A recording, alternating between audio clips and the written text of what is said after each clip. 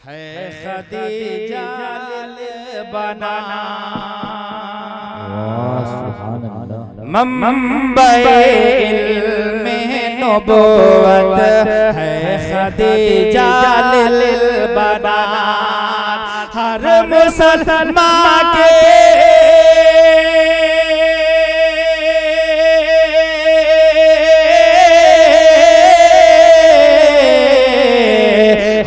मुसलमान के जरूरत अरे है खदीजा बनात सुभान अल्लाह माशाअल्लाह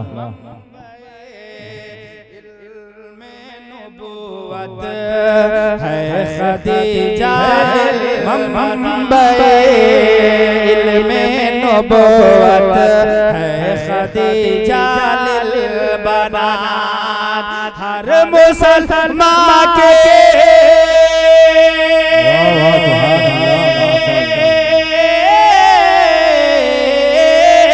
हर मुसलमान के जरूरत अरे है खदीजा बनात मंबए इल्मे नबुव्वत है खदीजा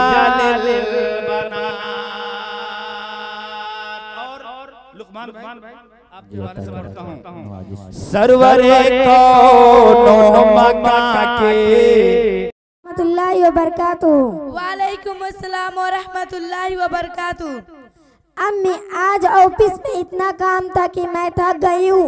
अम्मी भाभी कहाँ है, मुझे दिखाई नहीं देती। वह तो सदा सोती ही रहती है। जब भी मैं ऑफिस से आती हूँ भाभी दिखाई नहीं देती। इतना थकी होती हूँ कि एक गिलास पानी तक नहीं पूछती।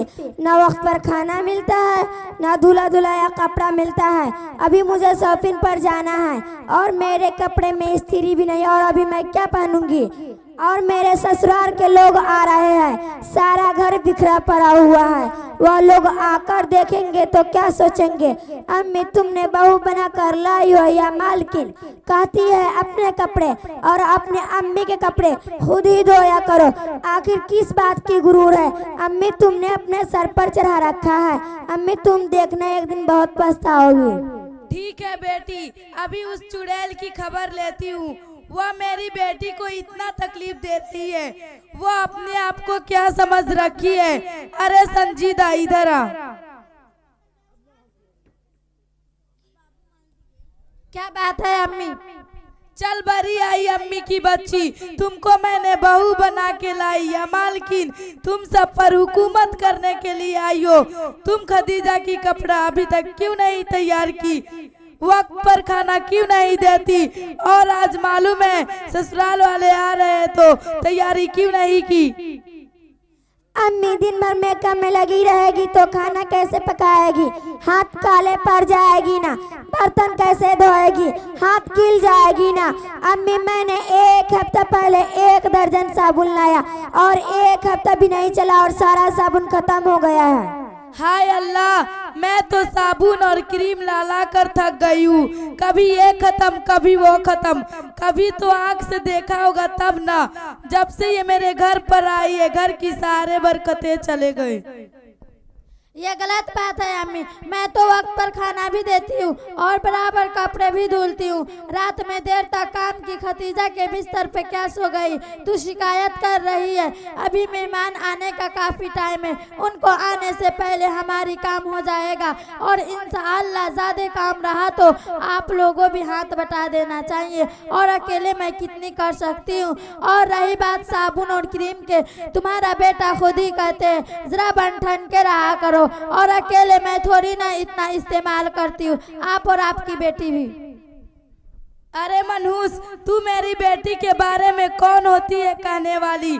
तेरा बाप ला कर देता है, एक कौड़ी का सामान लाए नहीं।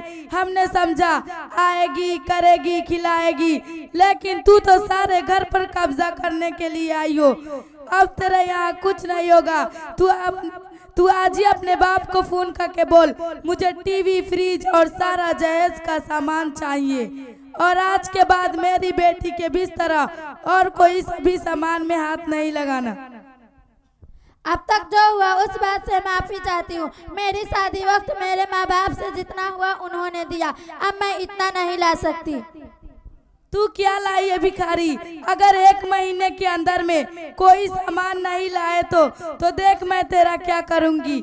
आने दो मेरे बेटे को, वह तुझे आज ही घर से निकाल देगी। चल भाग यहाँ से।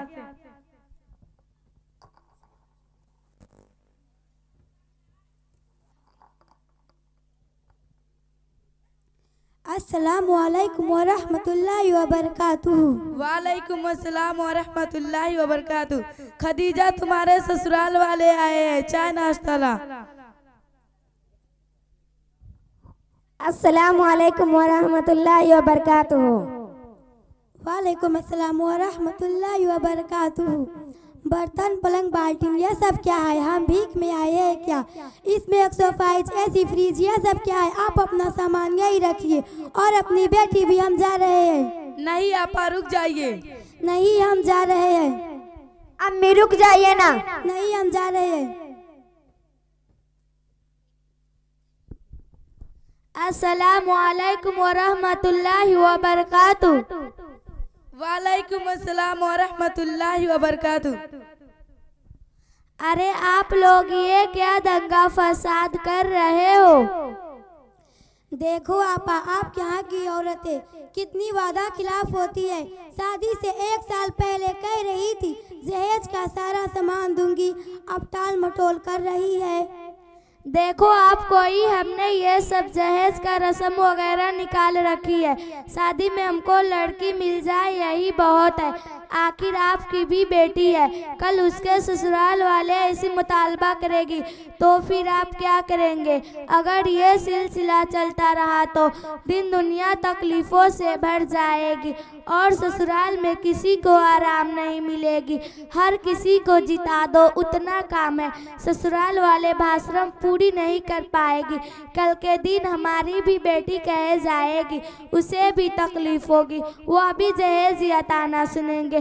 और सबसे पहले हमें ये सोचा चाहिए जिसे हम बेटी लाए वह हमारी भी बेटी है। अगर हम अपनी बहू को बेटी समझेंगे तो हमारी भी बेटी बेटी समझी जाएंगे। हमने तो अखबारात में हमेशा सुना था कि जहेज के मुतालबे से सास बहू के झगड़े से खुदकुशी कर लेती है। कैसी सास है, बहू को जला दी, तकलीफें दी और मार डाल दिया वगैरह लगाई। और आपा सुनो, जब किसी की बेटी हमारे घर बहू बनकर आते हैं तो हम उसे नौकरानी समझते। छोटी छोटी गलतियों पर हम उसके खानदान वाले पर लानत मुलामत करने लगते हैं। हदीस में आते हैं आप सल्लल्लाहु अलैहि वसल्लम ने एक जगह 3 बार कसम खाकर फरमाए थे, खुदा के कसम हर वह शख्स मोमिन है। सहाबा ने अर्ज किया, या रसूल अल्लाह वह कौन? और आप खुद सोचिए पड़ोसी के बारे में। आपने तो हमारी आंखें ही खोल दी। अब तक हम अंधेरों में थे। एक दूसरे पर तोहमत लगाना, एक दिन जबर जलील करना, यह तो जिंदगी का पेशा बन चुका था। आपा मुझे माफ कर देना, मैंने आपसे जहेज का मुतालबा किया। मैंने माफ किया, अल्लाह भी माफ करेगा। बेटी जरा बहू को बुला लाओ। भाभी इधर आओ। क्या बात है अम्मी? बहू मुझे माफ कर दो, मैंने तुम्हारे साथ जुल्म किया और जहेज का मुतालबा किया। मैंने माफ किया, अल्लाह भी माफ करेगा। शुक्रिया, हम सब की आंखें खोल दी। हम सब मिलजुल के रहेंगे इंशाअल्लाह। अस्सलामु अलैकुम व रहमतुल्लाहि व बरकातुहू। वालेकुम अस्सलाम व रहमतुल्लाहि व बरकातुहू।